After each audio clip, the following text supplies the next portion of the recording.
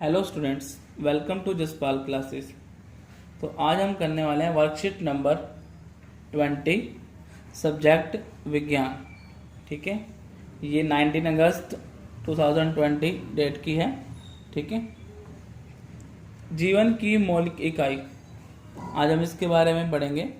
ठीक है, जीवन की मौलिक इकाई आपकी क्या होती है? कोशिका। ठीक है, कोशिका जो क्या है, हमारे जीवन की सब मौलिक इकाई होती है। तो इसको हम स्टार्ट करते हैं। जिज्ञासा दीदी, हमने जाना कि कोशिका जीवन की मूलभूत क्रियात्मक इकाई होती है, लेकिन ये जीवन क्रियाएं क्या हैं और एक कोशिका इसे कैसे कर पाती है? ठीक है, तो इसमें क्या पूछा जा रहा है, जो ये जिज्ञासा ये दीदी से पूछ रही है अपनी, इसमें ये बता रहे हैं कि जीवन क्रियाएं क्या हैं हमारी और एक कोशिका इसे कैसे कर पाती है। ठीक है, तो हम पहले इसके अंदर इसके बारे में जो लिखा हुआ है, इसके नोट्स, इसको पढ़ेंगे, फिर इसके जो क्वेश्चन आंसर है उसको फुलफिल करेंगे। ओके। ज्ञान, जैसे कि तुम जानते हो किसी भी जीव के कुछ विशिष्ट लक्षण होते हैं, यानी कि हर कोई भी जीव होता है उसके लक्षण भिन्न भिन्न प्रकार के होते हैं, उसके विशिष्ट लक्षण होते हैं। जैसे वृद्धि होती है, जैसे बढ़ते हैं, ग्रोथ है, उत्सर्जन, ठीक है, भोजन पोषण जो हम खाते हैं, सांस लेना श्वसन क्रिया में आता है। तो ये सब क्रियाएं, ठीक है, ये सभी आवश्यक क्रियाकलाप जीवन क्रियाएं। तो जो हमारी जो दैनिक जीवन की जो क्रियाएं होती हैं वो सब ये होती हैं, खाना खाना, उसका उत्सर्जन होना, वृद्धि हमारी, ठीक है, सांस लेना, ये सब क्रियाएं जीवन क्रिया में आती हैं। ओके, जो प्रत्येक कोशिका में पदार्थ के आदान प्रदान से संपन्न होती हैं, मतलब कोशिका के अंदर जो पदार्थ होते हैं अंदर बाहर जाते हैं, आदान प्रदान होता है, उससे फुलफिल होती हैं। प्रत्येक कोशिका के कुछ विशिष्ट घटक होते हैं जिन्हें कोशिका अंग कहते हैं, यानी हर कोशिका में कुछ उसके मेन घटक होते हैं जिसे क्या कहा जाता है? कोशिका अंग। ठीक है, और हर कोशिका अंग एक विशिष्ट कार्य करता है, यानी कि जो भी कोशिका अंग हर पार्ट है उसका अपना अपना कार्य डिफरेंट डिफरेंट होता है, विशिष्ट होता है। ठीक है, प्रत्येक कोशिका में प्लाज्मा झिल्ली होती है, केंद्रक होता है, कोशिका द्रव्य होता है, ये पार्ट हैं, ये सब उसमें होते हैं जो इन विशिष्ट कार्यों में मदद करते हैं। ठीक है, तो ये तो हमारा हो गया कोशिका के बारे में।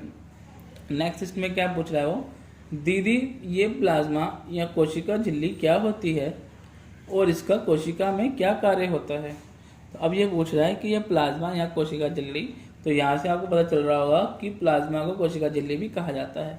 ठीक है, तो क्या होती है उसके बारे में पढ़ेंगे और इसका कोशिका में क्या कार्य होता है वो पढ़ेंगे। ज्ञान, यह कोशिका की सबसे भारी परत है जो केवल जरूरी पदार्थों को कोशिका के अंदर यहाँ बाहर आने देती है, यानी कि जो कोशिका झिल्ली होती है ये कोशिका की सबसे भारी आउटर परत होती है, जो क्या करती है, जो इम्पोर्टेंट पार्ट्स होते हैं, पदार्थ होते हैं, उनको सिर्फ अंदर या बाहर आने देती है। ठीक है, इसलिए इसे क्या बोलते हैं? वर्णात्मक पारगम्य झिल्ली। तो वर्णात्मक पारगम्य झिल्ली पूछेंगे तो वो क्या है? कोशिका झिल्ली को वर्णात्मक पारगम्य झिल्ली कहा जाता है। और जरूरी पदार्थ को जिसको अंदर बाहर करने देते हैं वो कौन से पदार्थ हैं? जैसे O2, CO2, कार्बन ऑक्सीजन हो गया इसमें, ठीक है, कार्बन डाइऑक्साइड, पोषक तत्व, जल इत्यादि विसरण और प्रसरण प्रक्रिया से कोशिका के अंदर यहाँ बाहर आते जाते हैं। अब जो ये कोशिका के अंदर बाहर आते हैं किसकी वजह से आते हैं? प्रक्रिया से, विसरण और प्रसरण। ठीक है, अब ये विसरण क्या होता है? पदार्थों की गति ज्यादा सांद्रता से कम सांद्रता की ओर जब होती है तो उसे क्या बोलते हैं? विसरण। ठीक है, अब हम पढ़ेंगे इसके अंदर एक और वर्ड था प्रसरण, तो प्रसरण भी हम देख लेते हैं। ठीक है, प्रसरण के बारे में यहाँ बताया गया है, कोशिका झिल्ली से जल का विसरण प्रसरण कहलाता है। ये इतना खाली प्रसरण के बारे में बताया गया, जो कोशिका झिल्ली से जो जल का विसरण होता है, जो विसरण बताया उसे क्या बोला जाता है? प्रसरण। ठीक है,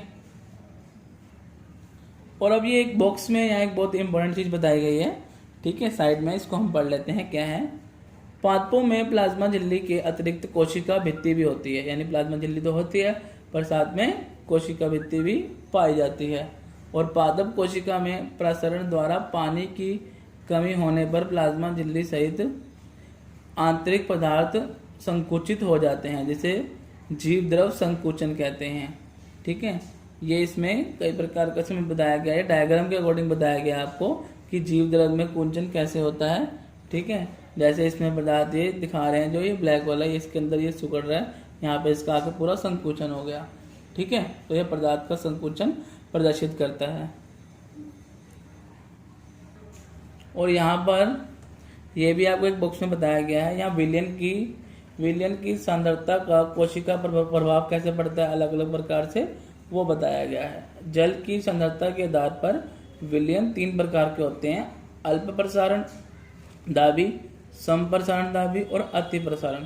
पहले हम पढ़ते हैं अल्प प्रसारण के बारे में। विलयन में कोशिका की अपेक्षा ज्यादा जल, मतलब कि कोशिका में ज्यादा जल इसमें बढ़ जाता है और कोशिका क्या हो जाती है, फूल जाती है, उसे क्या अंत प्रसारण में बोला जाता है। ठीक है।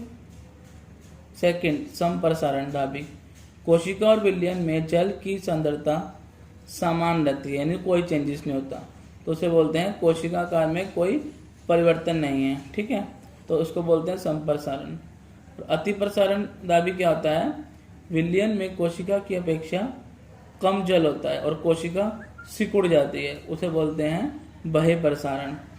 ठीक है, इसी प्रकार पानी में घुलनशील पदार्थ प्रसारण विधि से कोशिका में चले जाते हैं। ठीक है, इसमें आपको ये प्रयोग भी करके दिखाया है, तीनों के बारे में जैसे समझाया ये वो बताया गया है। ओके, अब हम स्टार्ट करते हैं अपने क्वेश्चंस। हमारे क्वेश्चन, फर्स्ट क्वेश्चन हमारा क्या है वर्कशीट का, कोशिका झिल्ली का क्या महत्व है। ठीक है, इसको हम करते हैं। जैसे कि फर्स्ट क्वेश्चन मैंने आपको बताया कोशिका झिल्ली का क्या महत्व है। ठीक है, इसका उत्तर है कोशिका झिल्ली कोशिका की आकृति का निर्माण करती है, ये आकृति का निर्माण करती है, शेप का, जो केवल जरूरी पदार्थों को कोशिका के अंदर यहाँ बाहर आने जाने देती है। ठीक है, जैसे कि मैंने आपको बताया था, भी समझाया था, ये केवल जरूरी पदार्थों को अंदर जाने देती है, जैसे O2 CO2 वगैरह, और इसे प्लाज्मा झिल्ली भी कहते हैं। तो आप इसके आंसर में ये लिख सकते हैं। ठीक है, आगे बढ़ते हैं सेकंड क्वेश्चन की तरफ। सेकंड क्वेश्चन है हमारा, जीव द्रव कुंचन की चित्र सहित व्याख्या कीजिए। इसका मैंने कॉपी में आंसर लिखा है, आपका आंसर इसमें दिया हुआ है, तो वो आप लिखेंगे। इसमें आप जो ये चित्र बना हुआ है आपके वर्कशीट में, इसमें आप ये चित्र बनाएंगे। ठीक है, उसने बोला हुआ है कि जीवन कुंचन की चित्र सहित व्याख्या करनी है। पहले तो उसमें ये डायग्राम बनाएंगे कि कैसे इसमें संकुचन हो रहा है, और जो इसमें समझाया आपको ये आप इसमें यहाँ से लेके यहाँ तक इसमें लिखेंगे कि पादप कोशिका में प्रसारण द्वारा पानी की कमी होने पर प्लाज्मा झिल्ली सहित आंतरिक पदार्थ संकुचित हो जाते हैं, जिसे जीव द्रव कुंचन कहते हैं। ठीक है, ये इसकी व्याख्या हो गई और ये नीचे इसका डायग्राम। ठीक है, नेक्स्ट क्वेश्चन करते हैं अपना। तो नेक्स्ट थर्ड क्वेश्चन है हमारा, कोशिका का कौन सा भाग पारगम्य है। तो इसमें आएगा आंसर आपका, कोशिका झिल्ली पारगम्य भाग है, जो अंतःकोशिकीय विसरण व प्रसारण की क्रिया को नियंत्रित करती है। ठीक है, आप चाहें तो इसमें इसको और व्याख्या इसमें बढ़ा के लिखने के लिए आप इसमें यह भी लिख सकते हैं कि जो जरूरी पदार्थ कोशिका के अंदर या बाहर आने जाने देते हैं, तो वो भी इसमें लिख सकते हैं। जैसा कि आपको मैंने फर्स्ट क्वेश्चन में यहाँ लिखवाया ना, जो केवल जरूरी पदार्थों को कोशिका के अंदर या बाहर आने जाने देती है, तो ये लाइन भी इसमें इंक्लूड कर सकते हैं। ठीक है, फोर्थ क्वेश्चन है हमारा, यहाँ मैंने फोर्थ क्वेश्चन नहीं लिखा है, ये मैं आपको आपकी वर्कशीट में से दिखाता हूँ।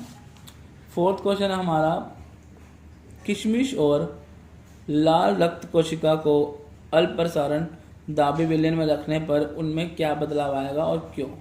ठीक है, क्या होगा बदलाव और कैसे होगा, ये इसमें मैंने आपको जो यहाँ पे समझाया था ना, यहाँ पे अल्प प्रसारण दाबी संप्रसारण, ये इस पे डिपेंड है क्वेश्चन। इसको आपको समझाता हूँ कैसे लिखना है। इसमें फोर्थ क्वेश्चन है हमारा, इसमें आप लिखेंगे किशमिश और लाल रक्त कोशिका को अल्प प्रसारण दाबी विलयन में रखने पर वह फूलने लगेंगे।